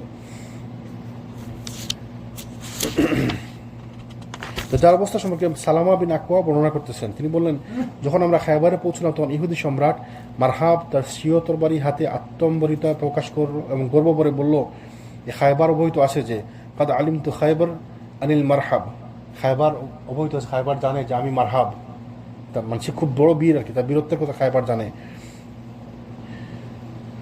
আমি মারহাব অস্ত্রসজ্জিত বীর এবং অভিজ্ঞ, যখন যুদ্ধ এবং সংঘাত অগ্নিশিখা নিয়ে সামনে আসে, মানে সে তার ব্যাপারে বলতে লাগলো অহংকার করে, যে খায়বার জানে যে আমি মারহাব, যখন যুদ্ধ অনুষ্ঠিত হয়, যুদ্ধ সময় আসে, তখন আমি সবসময় সামনে থাকি, বড় বীর। তো প্রেক্ষিতে তার প্রতিদ্বন্দ্বী আমার চাচা আমির এগিয়ে গেলেন। এই আমিরকে একটু আগে বছর মনে হচ্ছে আমির বিন আকওয়া, ওই যে কবিতা আবৃত্তি করছিল, কবিতা বলছিল, ইয়া আল্লাহ আমাদেরকে আপনি যদি হেদায়েত না দিতে, অনুগ্রহ না করে আমরা হেদায়েত পেতাম না। তো ওই সাহাবী বরং দোয়া করছিলেন না, আল্লাহ আপনার প্রতি রহম করুন। তো তাহলে তার মানে কি ছিল? সে মারা যাবে। তো দেখেন ওই সাহাবী এগিয়ে গেলেন, আমার চাচা আমির এগিয়ে গেলেন। সালামা বিন আকওয়া বর্ণনা করতেছেন যে আমার চাচা আমির এগিয়ে গেলেন। তিনি গিয়ে বলেন যে খায়বার জানে যে আমি আমির, অস্ত্রসজ্জিত এবং বীর এবং যোদ্ধা। তিনি গিয়ে তার মতো তার কপি করলেন। তো যুদ্ধের সময় আবার ওই কোনো ক্ষেত্রে ওই অহংকারিতা প্রকাশ করা মুসলমানদের জন্য জায়েজ আছে। যেমন মনে আছে এই এর কথা, ওই বলতে একটা এক্সাম্পল দেন, কার মনে আছে? বদর যুদ্ধে দুজানা, আবু দুজানা লাল ব্যান্ডানা বেঁধে তখন বীরত্বের সাথে মানে এগিয়ে গেছিল, তখন রাসূল বলছিলেন কি যে এই যে আবু দুজানা এগিয়ে যাচ্ছে, তখন আবু দুজানার এই কাজটি ছিল অহংকার প্রকাশ। তিনি বলছেন যে আল্লাহ তার এই অহংকারকে পছন্দ করছেন, যুদ্ধের সময় এটা আল্লাহ সুবহানাহু ওয়া তাআলা এলাও করছেন। তো আমির বললেন, কাদ আলিমতা খায়বারা আনিল আমর শাক্কি সালাহু বাতিলু মুগামির, যে আমি আমির, অস্ত্রসজ্জিত এবং বীর এবং যোদ্ধা। অতঃপর উভয়ের প্রতি আঘাত হানে। মারহাবের তরবারি আমার চাচার ঢালে গিয়ে বিদ্ধ হয়, ঢাল মানে যে ঢালে গিয়ে বিদ্ধ হয়। আমির তাকে নিজ হতে মারার চেষ্টা করেন, কিন্তু তার তরবারি ছোট থাকার কারণে তিনি ইহুদির পায়ের গোছার উপর আঘাত হানেন, কিন্তু সে আঘাত মারহাবের পায়ে না লাগে, তার নিজের হাঁটুতেই এসে লাগে। মানে যে পায়ে মারতে চাইছেন যে ঢালের নিচ দিয়ে, তো ওইটা পা সরাই নিছে বা পায়ে লাগে, তো ঘুরে এসে আবার ওই যে তার নিজের পায়ে লাগছে আর কি, নিজের পায়ে লাগলো, নিজের হাঁটুতে এসে লাগে। নিজের তরবারে আঘাতপ্রাপ্ত অবশেষে তিনি মৃত্যুমুখে পতিত হন। রাসূল সাল্লাল্লাহু আলাইহি ওয়াসাল্লাম নিজের 2টি আঙ্গুল একত্রিত করে দেখিয়ে তার রাসূল 2 আঙ্গুল দিয়ে দেখিয়ে দিলেন, তার দিকে ইঙ্গিত করলেন আর কি। দেখে অবশ্য বললেন যে তিনি দ্বিগুণ সওয়াবের অধিকারী হবেন। তিনি বড় পরিশ্রমী যোদ্ধা ছিলেন, অল্প সংখ্যক আরব তার মতো কোনো জমিনের উপর চলে থাকবে। তার প্রশংসা করলেন, তিনি যখন মারা গেলেন তখন তার প্রশংসা করলেন, তিনি দ্বিগুণ সওয়াবের অধিকারী, 2 আঙ্গুল দিয়ে বলেন তার তিনি দ্বিগুণ সওয়াবের অধিকারী হবেন। তার মতো লোক কম ছিল। তো নাম করে সাহাবী ছিল, নাম করে যোদ্ধা ছিল। রাসূল তার জন্য প্রশংসা করলেন, তার জন্য দোয়া করলেন। এরপর মারহাব অন্য আরেকজনকে প্রতিদ্বন্দ্বীর জন্য আহ্বান করলো এবং বলতে উপর মানে আগের কবিতাটি আবার আবৃত্তি করতে থাকলো যে আমি মারহাব সবাই জানে, খায়বার জানে আমি শক্তিশালী বীর, এগুলো। তো আমির রাদিয়াল্লাহু আনহু আহত হওয়ার পর মারহাবের সঙ্গে প্রতিদ্বন্দ্বিতার জন্য আলী রাদিয়াল্লাহু আনহু গমন করলেন। আলী সালামা বিন আকওয়া বর্ণনা করতেছেন যে ওই সময় আলী রাদিয়াল্লাহু আনহু একটি কবিতার চরণ আবৃত্তি করতেছিলেন। আলী রাদিয়াল্লাহু আনহু একটি কবিতার চরণ আবৃত্তি করছেন। কি বলেছেন তিনি? আমি সেই ব্যক্তি যার মাতা তার নাম রেখেছিলেন হায়দার। হায়দার মানে কি? বাঘ। বনের বাঘের মতো ভয়ঙ্কর, কিন্তু আমি তাদেরকে সা এর বিনিময়ে বর্ষা দ্বারা তাদের মাপ পূর্ণ করে দিব। কবিতার একটা ইয়ে আর কি, মানে সা এর বদলে বিনিময়ে বর্ষা দ্বারা তাদের মাপ পূর্ণ করে দেবো। যেমন সা বলতে কি যে পরিমাপ করার ইয়ে না, ফসল পরিমাপ করা, এটা ওই কৌটার মতো আর কি, 3 কেজির মতো হয়। তো ওই সা দিয়ে তাদের পরিমাপ করে তাদের বুঝিয়ে দিব আমি তাদেরকে, এর বিনিময়ে তাদেরকে বর্ষা দিয়ে বুঝিয়ে দিব। মানে তাদেরকে আমি খাবার দিয়ে বুঝিয়ে না দিয়ে বর্ষা দিয়ে তাদের পরিমাণ বুঝিয়ে দিব, পরিমাপ বুঝিয়ে দিব। এটা কবিতার একটা ইয়ে আর কি, ছন্দ। অতঃপর তিনি মারহাবের মাথার উপর তরবারি দিয়ে এমনভাবে আঘাত করলেন সে সেখানে স্তূপ হয়ে গেল এবং আলী রাদিয়াল্লাহু আনহু বিজয় অর্জিত হলো। আলী রাদিয়াল্লাহু আনহু ছিলেন ডুয়াল স্পেশালিস্ট। যখন কোনো যুদ্ধ হতো আলী রাদিয়াল্লাহু আনহু এগিয়ে যেতেন সামনে, এবং কখনোই তিনি পরাজিত হননি। এবং বিভিন্ন যুদ্ধে মানে বর্ণনা আসে, বিভিন্ন বর্ণনা আসে আলী রাদিয়াল্লাহু আনহু চোখের পলকের মধ্যে শত্রুকে শেষ করে দিতেন। এক বর্ণনা আসে, আমি ওই আলী রাদিয়াল্লাহু আনহুর ব্যাপারে পড়তেছিলাম এক বইয়ে, কোন এক যুদ্ধের কথা বলছে যে আমরা চোখ পলক ফেলে যখন থাকাইছি, ওই যে কয়েক সেকেন্ড এরকম সময় চোখের পলক ফেলি না আমরা, তো চোখের পলক ফেলে খোলার আগে দেখি শেষ, ওই শত্রুর মাথা ধরতে আলাদা হয়ে গেছে। তারা বুঝতেই পারেননি কত দ্রুত গতিতে, মানে ব্যাপারটা বুঝতে পারছেন? আমরা চোখের পলক ফেলি, আমরা তো আমাদের আইসার কন্টিনিউশন থাকে, তাই না? আপনি তো বুঝেন না যে আপনি চোখের পলক ফেলছেন, অন্ধকার হয়েছে, পরে আবার খুলছে, আস্তে আস্তে করলে বুঝতে পারবেন, কিন্তু আপনি তো তাড়াতাড়ি করে, আমরা বুঝি না ব্যাপারগুলো। তো বর্ণনা করতেছে যে চোখের পলক ফেলার মধ্যে ওই ধর থেকে তার মাথা আলাদা হয়ে গেছে। আলী রাদিয়াল্লাহু আনহু তীব্র মানে ক্ষিপ্ত ছিলেন আর কি, এত দ্রুতগতি ছিলেন যুদ্ধের ময়দানে, তো তিনি ওই মারহাবকে খতম করে দিলেন আলী রাদিয়াল্লাহু আনহু। যুদ্ধের মাঝে আলী রাদিয়াল্লাহু আনহু ইহুদিদের দুর্গের নিকট পৌঁছলেন। তখন একজন ইহুদি দুর্গের উঁচু স্থান থেকে উকি দিয়ে দেখার পর জিজ্ঞেস করলেন, তুমি কে? তখন তিনি বলেন যে আমি আলী বিন আবু তালিব। তখন ইহুদি বলল যে সে গ্রন্থের শপথ যা মূসা আলাইহিস সালামের উপর অবতীর্ণ হয়েছিল, তোমরা সুউচ্চ রয়েছ। এরপর মারহাবের ভাই ইয়াসির একথা বলে বের হলো যে কে এমন আছে যে আমার সামনে আসবে। তার এই আহ্বানে জুবাইর রাদিয়াল্লাহু আনহু ময়দানে অবতরণ করেন। জুবাইর কে ছিলেন? আশারে মুবাশশারা, আর বড় বীর ছিলেন জুবাইর ইবনুল আওয়াম। মায়ের নাম কি?